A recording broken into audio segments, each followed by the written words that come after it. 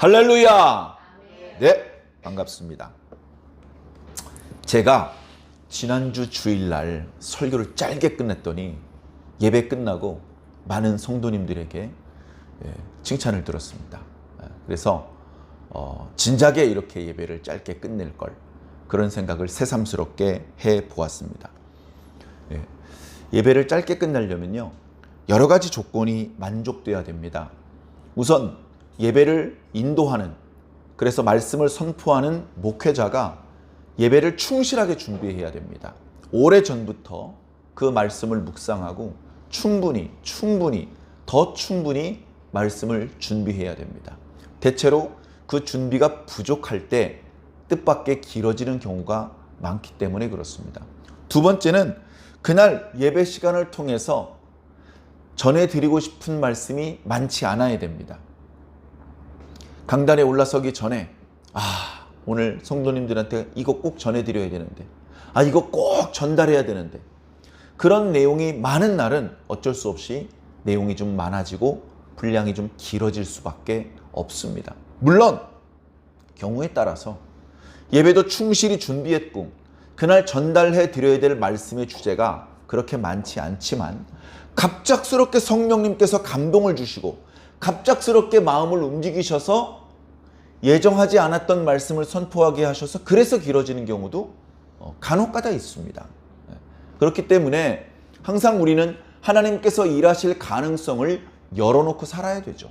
그러나 그런 일은 그렇게 많지 않습니다.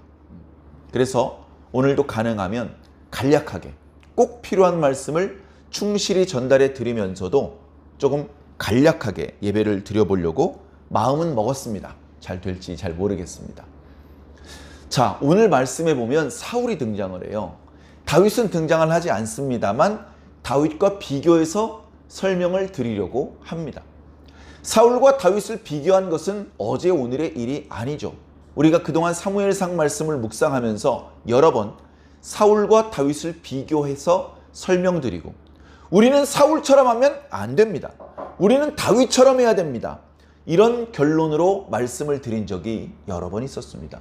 어쩌면 오늘도 그런 분위기로 말씀이 흘러갈 것 같습니다. 그래서 시작하기에 앞서서 오늘 이 말씀을 드리려는 것입니다. 여러분, 사울처럼 마십시오. 사울은 이런 것들을 잘못했습니다. 우리에게 이런 잘못된 부분이 있는지 살펴보셔서 고칩시다. 다윗은 이런 것들을 잘했습니다. 우리 이런 거 본받읍시다. 이렇게 말씀을 전하면 사람들이 이해하기가 아주 쉽습니다. 그리고 말씀이 좋았다고 합니다. 우리가 어떻게 살아야 되는지 구체적으로 찝어줘서 정말 좋았다고 그렇게 그 성도님들에게 들을 때가 있습니다. 자, 그런데 조금 더 엄밀한 의미에서는 진짜 좋은 설교는 우리가 본받아야 될 사람이 누구이고 본받으면 안 되는 사람이 누구인지를 말씀드리는 설교가 아니라 하나님이 잘 드러나는 설교가 진짜 좋은 설교입니다. 예수 그리스도가 잘 드러나는 설교가 최고로 좋은 설교입니다. 보이지 않았던 성령님이 느껴지는 설교가 가장 좋은 설교입니다. 그러니까 그런 설교는 어떤 의미에선 수준이 높은 설교죠. 그러나 다르게 말하면 성도들이 원하는 설교는 아닙니다. 재미난 설교는 아닙니다. 그럼 어떤 설교죠? 잠이 오는 설교입니다.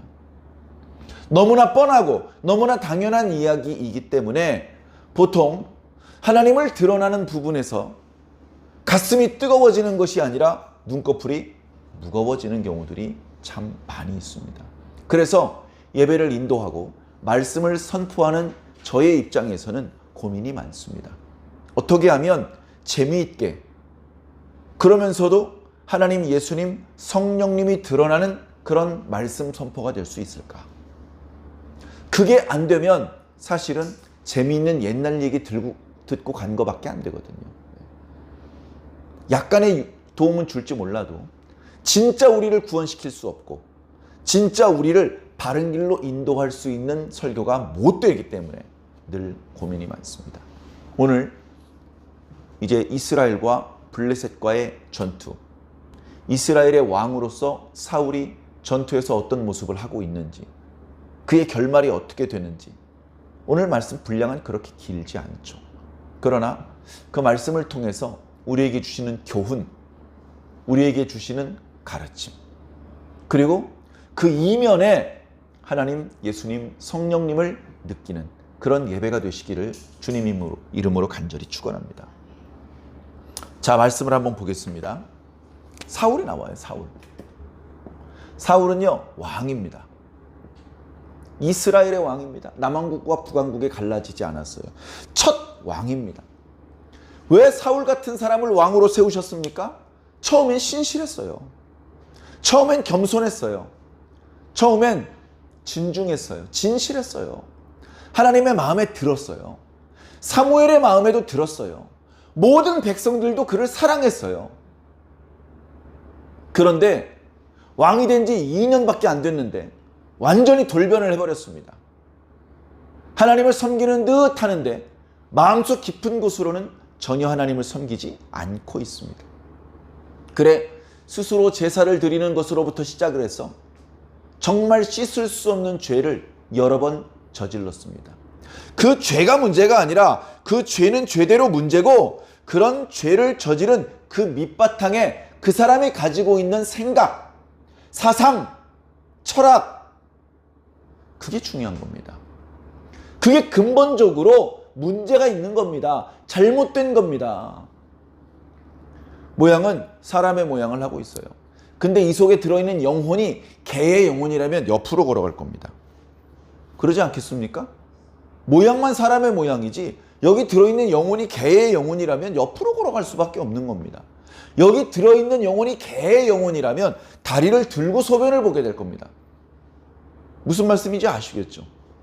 이스라엘의 왕이고 그 누구보다도 용맹하고 지혜롭고 겸손하고 진실하고 심지어 하나님을 잘 섬기는 사람 같았는데 그렇지 않더라고요. 껍데기는 그런데, 껍데기는 여전히 그런데 내용물이 말짱 꽝이었습니다. 너무너무나 실망스러웠습니다. 하나님께서 그가 범죄했을 때 그의 가문이 몰락할 것이다. 그를 왕으로 세운 것을 후회하신다. 너의 왕위를 뺏어가지고 다른 사람에게 주실 것이다. 이런 말씀을 주셨는데, 그런데 하나님께서 한 번 더 기회를 주셨어요. 야, 이번에 너에게 아주 쉬운 임무를 하나 줄 테니까 그 임무를 완수해라. 그것만 완수하면 지난번에 잘못해가지고 나한테 저주 들었던 거 있지, 그거 다 없는 걸로 해줄게. 이번에 순종 한번 제대로 하면 지난번에 조금 실수했던 거 다 지워줄게. 이거 어려운 거 아니야. 너무너무 쉬워. 무슨 일인지 설명을 들으니까 사울이 자신감이 생겼습니다. 그건 쉬운 거잖아. 그건 얼마든지 할 수 있는 거잖아. 알겠습니다. 이번에는 실망시키지 않겠습니다. 이번에는 반드시 저를 기대하시는 하나님의 그 기대에 부응해서 멋진 모습을 보여드리겠습니다. 아마 진심으로 그런 마음이 있긴 있었을 것입니다. 그러나 사울의 가슴속 밑바닥에는 하나님을 경외하는 마음보다는 인간적인 욕심이 더 앞섰습니다. 물질적인 욕심, 명예욕, 그런 것들이 앞서다 보니까 하나님께서 애매모호하지도 않게 명확하게 명령하신 것을 불순종했습니다. 사무엘 선지자가 너무너무 화가 났어요. 아니, 이게 어떻게 주신 기회인데, 아브라함 때부터 지금까지 하나님께서 범죄했던 사람에게 이렇게 세컨 찬스를 주신 적이 있었나? 사울 왕에게 아주 특별한 기회를 주신 건데 이 기회를 더 큰 저주를 받는 상황으로 만들어버리다니 너무나 기가 찼습니다. 기가 차서 화도 안 나옵니다. 헐, 왕이시여, 이거 무슨 소리입니까? 짐승 소리가 들리네요. 이거 어떻게 된 겁니까? 한 마리도 남김없이 다 죽이라고 말씀하셨지만 짐승들 중에 값어치가 높아 보이는 짐승을 죽이고 싶어 하지 않았다. 본래부터 어떤 의도를 가지고 남겨놓은 것이 아니었습니다. 그저 아깝기 때문에, 상품 가치가 있기 때문에. 사무엘이 물어보자, 아, 이거요, 여호와께 제사 드릴 때 쓰려고 몇 마리 가져온 겁니다. 그 나머지는 다 죽였습니다. 여러분, 나머지를 죽인 것은 순종이 아닙니다. 다 죽인 게 순종입니다. 왜? 다 죽이라고 말씀하셨으니까. 아각을 살려왔습니다. 하나님은 아각을 살려오라고 말씀하지 않았습니다. 다 죽이라고 말씀하셨습니다. 근데 아각을 살려왔습니다. 불순종입니다. 그 정도도 분간이 안 될 정도로 세속적인 욕심으로 꽉 차 있었던 것이죠. 너무나 실망스러웠습니다. 사무엘이 등을 돌립니다. 이제 나 찾지 마십시오. 난 왕 안 만납니다. 나 불러도 나는 왕의 부름에 응할 수가 없습니다. 그랬더니 사울이 사무엘 선지자의 옷자락을 잡았어요. 그걸 뿌리치고 가려는 사무엘과 그 옷자락이라도 붙잡고 못 가게 하려는 사울 사이에서 옷이 찢어졌습니다. 백성들 다 보고 있습니다. 제 체면을 생각해서 한 번만 저와 함께 저쪽으로 가시지요. 아무 말씀 안 하셔도 됩니다. 가가지고 아각을 직접 죽입니다. 그리고 그냥 가버렸습니다. 그 이후로는 영원히 만나지 않았습니다. 그러면 아이고, 그래, 내가 순간적으로 욕심에 이끌려서 어리석은 행동을 했네. 사무엘 선지자가 저렇게까지 화를 내는 건 나를 사랑했고 나를 걱정했고 나를 위하는 마음이 있기 때문이야. 안 되겠다. 금식하고 하나님께 회개해야 되겠다. 하나님께 용서받고 사무엘 선지자에게도 죄송하다는 말씀을 드려야 되겠다. 아, 이렇게 마음을 먹으면 얼마나 좋습니까? 사울은요, 죽는 날까지 단 한마디도 회개하지 않습니다. 단 한마디도 회개하지 않습니다. 전쟁에서 승리를 해요. 그 짓거리를 했는데도 전쟁에서 승리를 해. 한 번은 요나단이 나서서 승리를 하고 한 번은 다윗이 나서서 승리를 합니다. 하나님께 버림받았는데 전쟁에서 승리를 해요. 요럴 때 착각하기 쉬운 거예요. 요럴 때 착각하기 쉬운 거예요. 기도 안 해도 되네? 이런 착각을 하기 딱 좋은 상황이 되는 것입니다. 그러나 그때 그 전쟁에서 승리한 것은 왕이 겸손해서 왕 위에 하나님께서 함께 하셔서 그게 아니고 한 번은 요나단 위에 하나님께서 함께 하셔서 한 번은 다윗과 하나님께서 함께 하셔서 이스라엘 백성을 하나님께서 불쌍히 여기셔서 구원해 주신 것이지 사울을 생각해서 이기게 하신 것이 아닙니다. 아니나 다를까 사울은 하나님께 감사하지 않습니다. 일이 잘못 돌아가고 있는데 회개하지도 않고 일이 잘 돌아가고 있을 때 감사하지도 않습니다. 그럼 도대체 사울에게 하나님은 뭡니까? 그에게 하나님은 어떤 존재입니까? 깃털보다 가벼운 존재입니까? 있으나 마나한 존재입니까?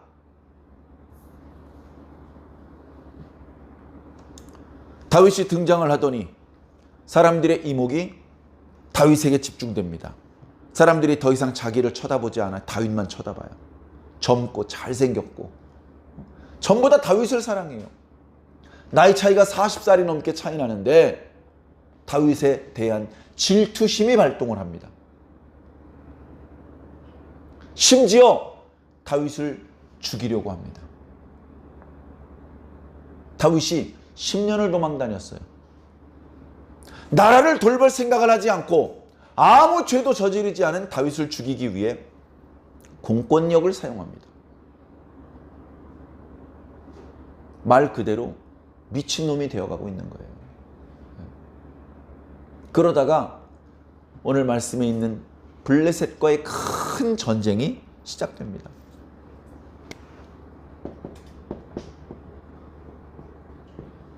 블레셋과 사울, 이스라엘 사이에 전쟁이 벌어집니다. 큰일 났습니다.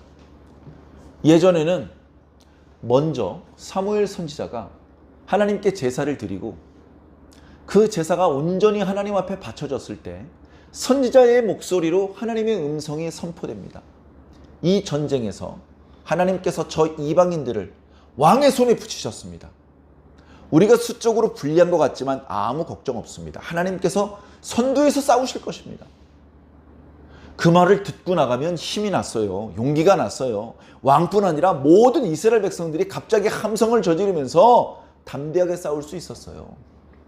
그런데 이제 더 이상 사무엘 선지자는 없습니다. 전쟁에서 이길지 말지 알 방법이 없어요. 병사들이 불안해합니다. 왕인 본인도 불안해요. 나가보니까 이번에도 블레셋 사람들이 어마어마하게 많은 숫자가 모였어요. 무기도 그쪽이 더 좋아요. 이스라엘이 유리한 거라고는 조금 유리한 지형밖에 없습니다.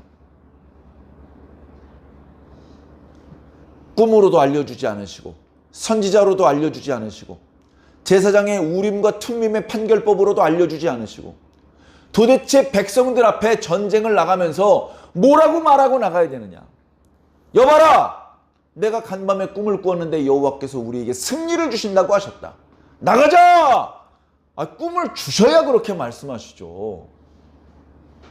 왕인 본인도 승리에 대한 확신이 없는데 백성들에게 어떻게 싸우자고 말할 수가 없잖아요. 그때라도 회개했어야 되는데 그때도 회개하지 않습니다. 불순종. 회개 안 해. 감사 안 해. 한 번만 그런 것이 아니고요. 계속 반복적으로 누적되는 겁니다. 감사를 안 하는 게 습관이 되고 회개를 안 하는 게 습관이 됩니다. 불순종이 습관이 되고 거짓말이 습관이 되고 그러다 보니까 사울 위의 죄가 이미 첫 번째 죄 저지를 때 왕권을 빼앗길 정도의 죄인데 그 뒤로도 계속 죄가 쌓여요. 아무래도 곱게 죽을 수 없을 것 같습니다. 그런 상황이 되어가고 있는 거예요. 마지막 순간까지 회개하지 않았던 사울은 귀신 들린 여자 무당을 찾아갑니다. 그래가지고 사무엘의 영을 불러달라고 해요. 말씀에 보면 마치 한 영이 나타나서 사무엘인 것처럼 말하는 장면이 나옵니다. 죽은 자의 영혼은요, 우리가 부를 수 없어요. 죽은 자의 영혼은 땅에서 올라오는 게 아닙니다. 그렇기 때문에 우리가 보았던 그 말씀에 마치 사무엘인 것처럼 내용을 보면 그럴싸하게 사무엘이 말하는 것 같거든요. 그 영은 정말 사무엘 영이 아니라는 것을 우리 완주중앙교회 성도들은 수준 높은 신앙이니까 그 정도는 우리가 분별하고 말씀을 읽으셔야 될 줄로 믿습니다. 끝끝내 그런 범죄를 저질러요. 그런데 그 귀신도 뭐라 그럽니까? 전쟁에서 질 거랍니다. 너와 네 아들들이 다 죽고 내일 이맘때는 나와 함께 있겠구나. 죽은 자의 세계에 있겠구나 라고 말을 하는 거예요. 그 말을 들으니까 더 죽을 것 같은 거예요. 더 죽을 것 같아. 그래가지고 그 무당이 주는 음식 먹고 겨우 기운을 차려가지고 전장으로 갔는데 장군들 불러놓고 작전 지휘를 할 수 있겠습니까? 얼이 빠져가지고 이러고 있는데 전쟁을 누가 수행할 수 있습니까? 반면 블레셋은 이번이 마지막이다. 이번에 또 지면 우리 블레셋은 끝장이다. 이번에 확실하게 이스라엘을 짓밟아 놓아야 된다. 목숨을 걸고 이스라엘과 일전을 준비하고 있습니다. 누가 이겼을 것 같습니까?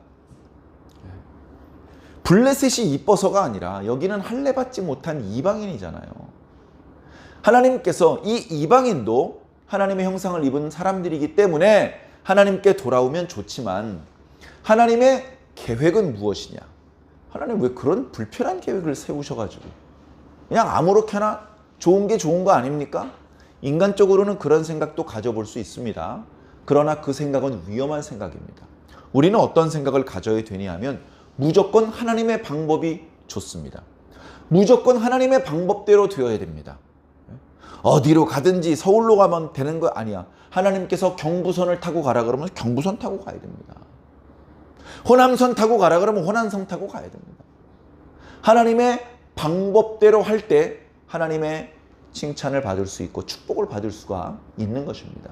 하나님의 방법은 무엇이냐? 먼저 이스라엘이 하나님 앞에 바르게 서고 그 이스라엘을 통해서 모든 이방인들이 하나님께 돌아오는 것, 그게 하나님께서 원하시는 방법이었습니다.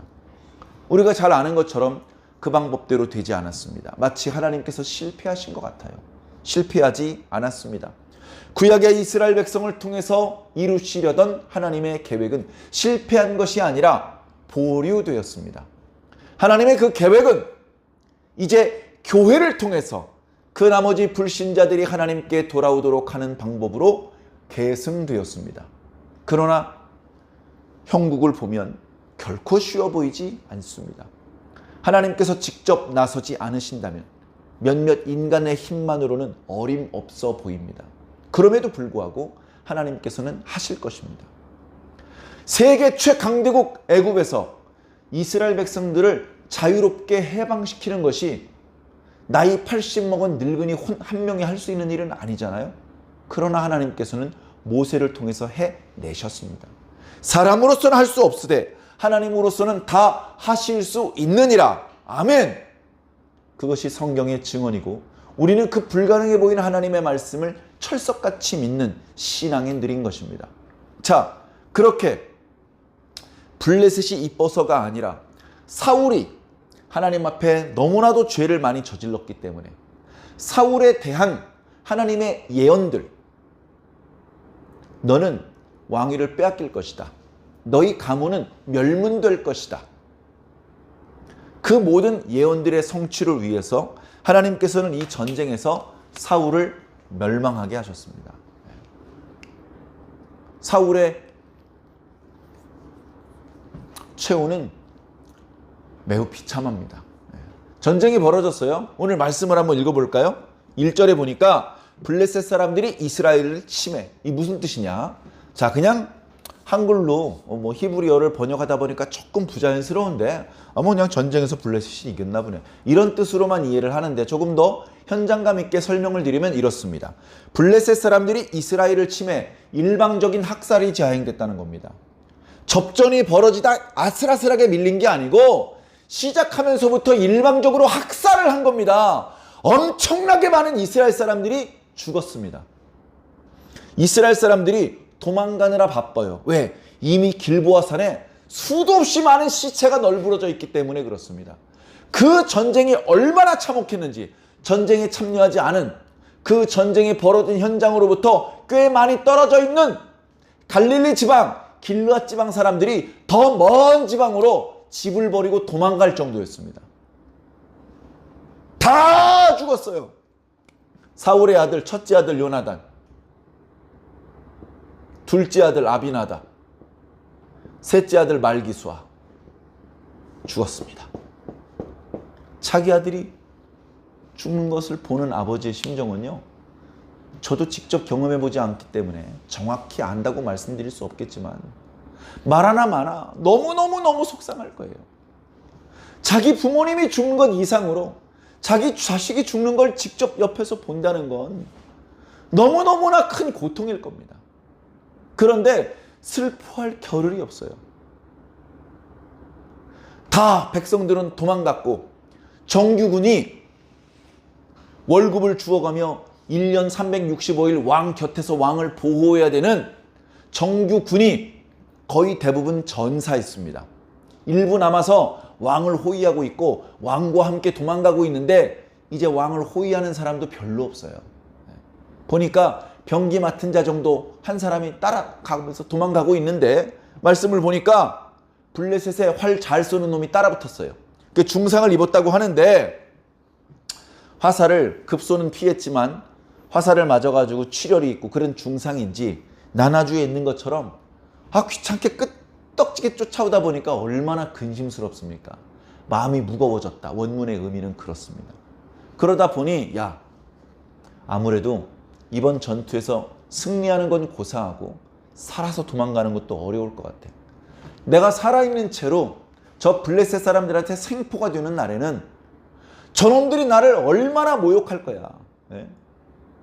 저놈들이 나를 얼마나 희롱하겠어. 예전에 블레셋 사람들을 무수히 때려 죽었던 삼손이 산채로 블레셋 사람들에게 잡혔습니다.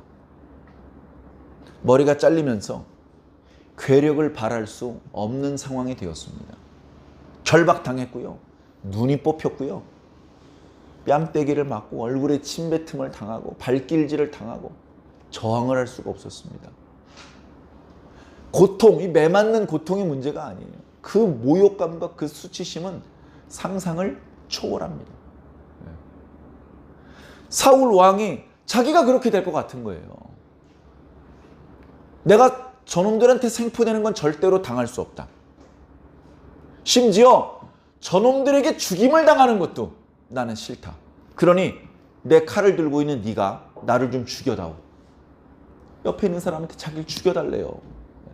그러면 얼씨구나. 아이고 기다렸다. 그동안 연습 많이 했는데 죽여야지. 그러겠습니까? 아이고 무슨 말씀입니까 왕이시여. 제가 지켜드리겠습니다. 조금만 도망갑시다. 저 언덕만 넘어가면 안전해지실 겁니다.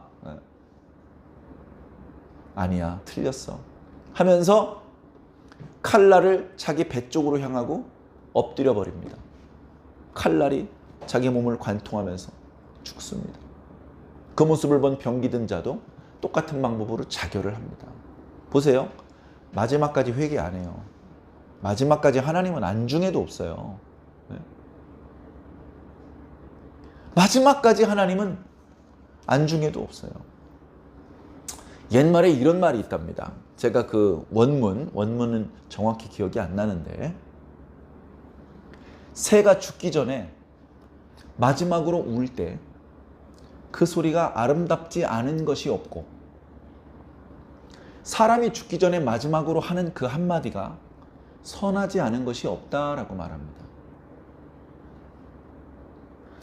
사람이 죽어가면서 이제 마지막 한마디 해야 되는데 욕하면서 죽고 넌 너 죽여버릴 거야 이러고 저주하고 죽을 것 같습니까? 마지막 한마디인데 아무리 못된 놈도 죽기 전에 마지막 한마디는 선한 말을 한대요. 선한 말을 한대요. 사울은 마지막 순간까지 하나님이 없어. 마지막 순간에 하나님, 이 한마디로 제 죄가 다 용서될 수는 없겠지만 하나님 정말 죄송했습니다. 이렇게라도 말하고 죽었어야지. 마지막까지 하나님은 없어요. 여러분, 성경 어디에 자결하는 것에 대해서 박수 쳐주는 구절이 있습니까? 하나님께서 주신 생명을 왜 자기 마음대로 죽여요? 이스라엘의 원수인 블레셋 사람을 한 명이라도 더 죽이고 죽든가. 마지막까지 하나님이 없어요. 그렇게 사울은 죽습니다. 그래, 블레셋 사람들에게 생포를 당해서 온갖 희롱을 당하는 것을 과연 모면할 수 있을까요? 자, 이어지는 7절 말씀을 보니까 골짜기 저쪽에, 자, 골짜기 저쪽은요, 전쟁이 벌어지고 있는 아벡 골짜기 북쪽 갈릴리 지방을 말하는 거예요. 거기 누가 있습니까? 스불론 지파, 납달리 지파, 아셀 지파. 이 사람들이 어떻게 했다고요? 전쟁의 소문 듣고 다 도망갔다고요. 그 다음에 요단강 건너 쪽에 누가 살고 있어요? 길르앗 땅, 루벤 지파, 갓 지파, 므낫세 지파. 뭐 했다고요? 도망갔다고요. 집을 버리고 도망갔다고요. 그래가지고 거기 블레셋 사람들이 들어와서 살았대요. 그냥 전투가 벌어진 아벡과 이스라엘 평원 요만큼 빼앗긴 게 아니고요. 이스라엘의 영토 절반 이상을 빼앗긴 거예요. 얼마나 뼈아픈 패배인지 모릅니다. 일방적인 학살을 당해서요. 이제 이스라엘은 예비군을 동원해서 어떻게 블레셋을 막아낼 여력이 없어요. 곳곳에 블레셋 병사들이, 이해하기 쉬운 표현으로 블레셋 깡패들이 곳곳에 살고 있으면서 마구잡이로 약탈해 가는데 막을 사람이 없다는 거예요. 다음 날 전쟁이 끝났어요. 죽어있는 이스라엘 병사 주머니에 금과 은을 챙기고 의복을 챙기고 양식을 챙기고 노략질 하는 거죠. 돈 버는 거예요. 돈 버는 거. 그거 하려고 블레셋 사람들이 현장에 나가 보니까 거기서 요나단, 아비나답, 말기수와 사울의 시체를 봅니다. 물론 한 줄로 모여있진 않겠죠. 이곳저곳에 떨어져 있겠죠. 그런데 천천히 보니까 왕이나 또는 왕자를 상징하는 장식이 있는 갑옷을 입고 있어요. 뻔하잖아요. 그러니까 어떡합니까? 그 비싼 갑옷을 벗겨가지고요, 본국으로 보냅니다. 그동안 이스라엘의 왕이 사울이었기 때문에 블레셋 사람들은 사울이 원수야. 우리 블레셋의 철천지 원수 사울을 드디어 죽였다. 그의 갑옷을 빼앗아서 우리 아스타롯 앞에 걸어두었다. 그의 모가지를 내가 잘랐다. 블레셋의 영웅이 되는 겁니다. 그리고서 모가지가 없는 시신을 베스안의 성벽에 못질을 해놨어요. 얼마나 흉악하고 끔찍합니까? 그리고선 노략질을 하고 있는 것이죠. 말릴 수가 없다니까요. 자기네 왕의 시신을 막 훼손을 하는데 막을 수가 없다고요.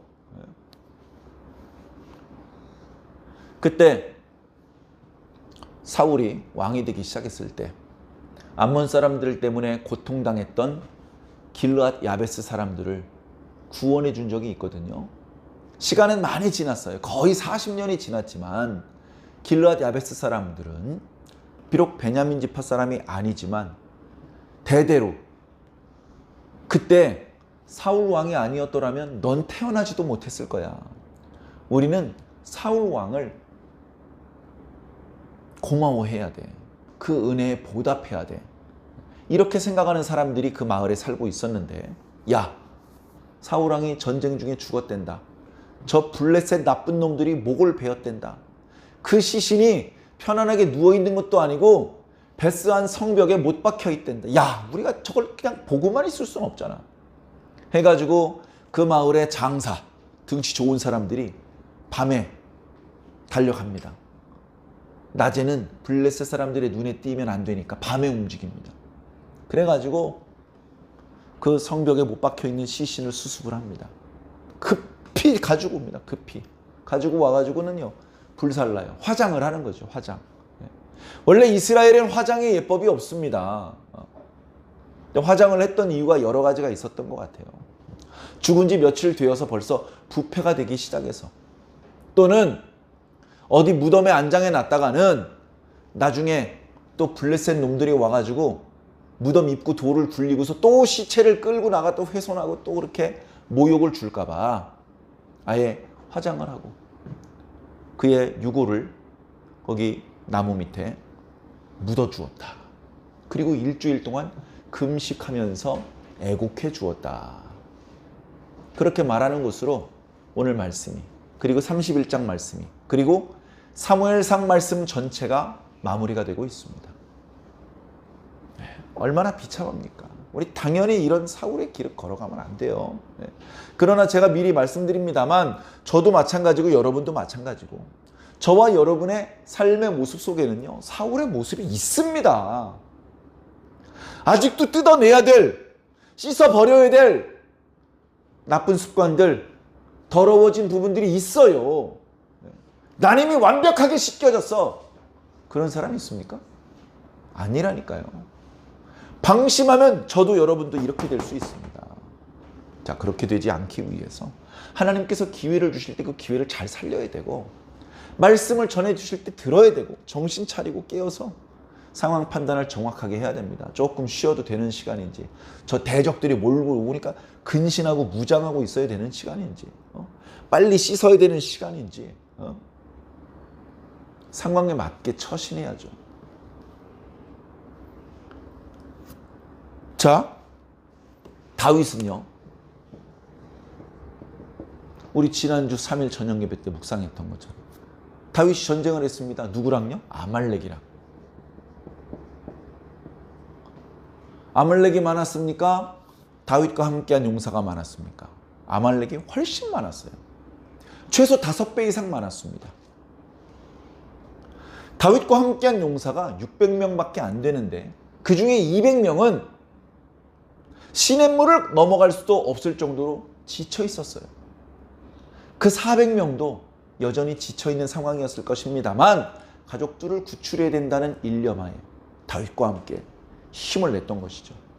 400명이 하룻밤 꼬박 잠도 자지 않고 아말렉 사람들을 족쳤습니다.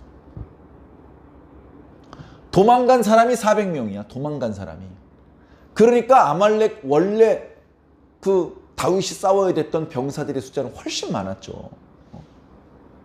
다 죽이고 쫓아내고 가족들 다 살렸습니다. 재물들, 가축들도 많이 얻었죠. 하나님께서 길을 열어주신 겁니다. 도와주신 겁니다. 이 사울보다 다윗이 데리고 있는 인원이 훨씬 적었어요. 상황이 훨씬 안 좋았어요. 그럼에도 불구하고 하나님께서 승리를 주셨어요. 승리는 병사이 많고 적음의 문제가 아닙니다. 시스템의 문제인가요? 시스템? 군대 장관이 있어야 되고 초급 장교가 있어야 되고 사병이 있어야 되고 보급 체계가 있어야 되고 군수 지원이 잘 돼야 되고 시스템의 문제인가요? 다윗? 그런 거 하나도 없었습니다. 잠도 못 잤고 밥도 못 먹고 전투했어요. 하나님께서 이기게 해주셨습니다. 사울은요. 물론 블레셋이 만만치 않았지만 사울은 다윗에 비해서는 훨씬 병사들이 많이 있었습니다. 무기도 많이 있었습니다. 돈도 많이 있었습니다. 양식도 많이 있었습니다. 근데 졌어요. 이게 시스템의 문제냐고요. 예전에 이스라엘 장로들이 사무엘 선지자를 찾아온 적이 있었습니다. 뭐라고 말했습니까? 당신의 아들은 당신만 못하니 그러지 말고 우리 이스라엘에도 다른 이방 나라와 마찬가지로 왕을 세워달라. 듣는 순간 사무엘 선지자가 화딱지가 났습니다. 뭔 소리요? 지금 제정신으로 하는 소리요? 선지자님, 너무 성내지 말고 저희들 얘기를 끝까지 좀 들어주십시오. 아, 들을 거 없어! 다 쓸데없는 헛소리구만? 왜 그렇게 생각을 했을까요? 여호와께서 왕으로 계신데 또 무슨 왕을 세우겠다는 겁니까? 하나님의 왕권을 인정 못하겠다는 겁니까? 헛소리죠, 헛소리. 그러나 백성들은 완강했습니다. 아, 그건 뭔 소리인지 모르겠고 어쨌든 우리 왕을 세워주시오. 그리고 가버리고. 하나님께서도 마음이 좋지 않으셨지만 그들의 요구대로 왕을 세워주도록 해라. 그래서 하나님께서 사울을 선택해서 왕을 세워주는 겁니다. 백성들은 이렇게 생각했습니다. 야, 왕이 없으니까 블레셋 같은 나라가 쳐들어올 때 효과적으로 막아내질 못하잖아. 그러니까 왕이 있는 게 좋을 것 같아. 왕이 있어야 될 것 같아. 왕이 있고 군대가 있고 이렇게 시스템이 잘 갖춰져 있으면 블레셋 같은 놈들이 쳐들어오더라도 미리 잘 대비를 하고 있다가 딱딱 막아낼 거 아니야. 아, 그래야 발벗고자지. 이거 힘들어서 살겠어? 이제 이런 생각을 했는데 보십시오. 왕 있지만 졌잖아요. 시스템이 이스라엘을 구원하는 게 아니고요. 여호와 하나님이 이스라엘을 구원하는 겁니다. 왕이 경험이 많고 병사들이 용맹해서 전쟁에서 이기는 게 아니고요. 하나님 앞에 순종하면 하나님께서 선두에서 싸워주셔요. 우리는 칼을 휘두를 필요도 없어. 다 보면 다 죽어 있어요. 그렇게 전쟁을 해야 진정한 승리를 얻을 수 있는 겁니다. 히스기야가 언제 칼 휘둘렀습니까? 아수르의 군사 18만 5천 명이 죽을 때 유다의 병사 몇 명이 나가서 싸웠습니까? 하나님께서 천사 한 명 보내서 다 죽게 하신 거예요. 시스템이 이긴 게 아니고요. 하나님이 이기신 겁니다. 죄를 지은 사울은 결국 그 죗값을 치르게 되었고, 오래전부터 예고되었던 그 집안이 멸문될 것이라는 예언이 성취돼 버리고 말았습니다. 하나님의 말씀은 긍정적인 것만 이루어지는 것이 아니고 이렇게 부정적인 것도 말씀하신 그대로 이루어지기 때문에 두려워하셔야 됩니다. 하나님 앞에는 진심을 다 바쳐서 회개해야 됩니다. 진심을 다 바쳐서 감사해야 됩니다. 목숨 걸고 순종해야 됩니다. 사울이 했던 반대로 했던 다윗이 그래서 복을 받는 것입니다. 그래서 다윗이 왕이 되는 것입니다. 그래서 다윗이 모범 답안이 될 수 있었던 것입니다. 사랑하는 성도 여러분, 이제 우리는 이 말씀이라고 하는 거울 앞에 스스로를 세워야 됩니다. 괜찮은 부분만 주목해서 보지 마시고 괜찮지 않은 부분도 보시기 바랍니다. 거울을 보면서 머리 빗질을 아무리 잘해봤자 뒤통수가 찌그러져 있고 이쪽이 삐죽 떠 있는 거는 잘 안 보입니다. 하나님의 말씀이라고 하는 거울이 우리의 한 부분만을 비추어 보는 것이 아니고 이쪽 저쪽 심지어 뒤쪽과 내 속사람 안쪽까지 비추어주는 그런 거울이기 때문에 우리는 그 말씀이라고 하는 거울 앞에 자신을 자주 세워야 됩니다. 그래서 항상 자기 자신을 바로잡아야 되는 것이죠. 여자들이 거울을 자주 보면서 화장을 고치고 옷 매무새를 고치는 것처럼 우리는 우리들의 마음과 생각을 바로 잡아야 되는 것입니다. 하나님의 말씀이라고 하는 강렬한 광선 아래에 들어가야 됩니다. 아무리 깨끗한 거울이 있더라도 불을 꺼놓으면 안 보입니다. 그러나 불을 밝혀놓으면, 그래 우리가 영화나 드라마에 보면 무대에 들어가기 전에 자기 옷매무새를 단장하는 분장실을 보면 거울이 있고 거울 사방에 불이 붙어 있어가지고 얼마나 눈부시게 환합니까? 그렇게 해야 자기 자신을 정확히 보고 바로잡을 수 있는 것입니다. 그래서 우리는 교회로 가야 되고 예배를 드려야 되고 말씀을 들어야 되고 또 집에서도 말씀을 읽고 묵상하는 생활을 하셔야 되는 것입니다. 사랑하는 성도 여러분, 말씀을 떠나서는 하나님을 기쁘시게 할 수 없고 하나님의 뜻을 헤아릴 수 없습니다. 사울의 길을 걷지 마시고 다윗의 길을 걸어가시기를 바랍니다. 사람을 즐겁게 하려고 하지 마시고 하나님을 기쁘시게 해드릴 수 있는 우리 완주중앙교회 성도들이 모두 되시기를 예수님 이름으로 간절히 축원합니다.